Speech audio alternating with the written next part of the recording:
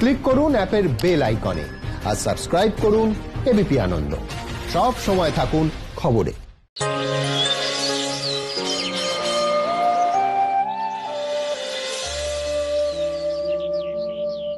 সৌমিত্র চট্টোপাধ্যায়ের শরীরে অভ্যন্তরীণ রক্তক্ষরণ বন্ধ করা গেছে।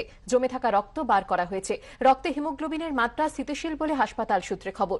তবে সৌমিত্র বাবুর স্নায়বিক অবস্থার উন্নতি না হওয়ায় চিকিৎসকরা উদ্বিগ্ন। সৌমিত্র চট্টোপাধ্যায়ের অবস্থা এখনো সংকটজনক।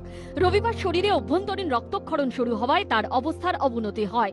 বেলভিউ হাসপাতাল সূত্রে খবর, সোমবার অভ্যন্তরীণ রক্তক্ষরণ বন্ধ করা গেছে। অভ্যন্তরীণ রক্তক্ষরণের ফলে যে রক্ত জমেছিল তা বার করা সম্ভব হয়েছে।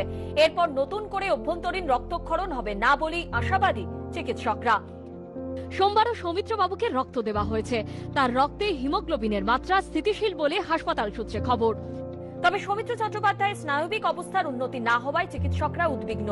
বেলভিউ হাসপাতাল সূত্রে খবর, অভ্যন্তরীণ রক্তক্ষরণ বন্ধ হওয়ায় এবার ফের তার স্নায়বিক সমস্যার দিকে নজর দেওয়া সম্ভব হবে। চিকিৎসকরা জানিয়েছেন, ভেন্টিলেটরে থাকা সৌমিত্র চট্টোপাধ্যায়ের অক্সিজেনের চাহিদা নতুন করে বাড়েনি। তার শরীরে অন্য কোনো সংক্রমণ নেই। হার্ট, লিভার, কিডনি ঠিকমতো কাজ করছে। 3 বারের পর আপাতত আর সৌমিত্র বাবুর ডায়ালিসিস করতে হয়নি।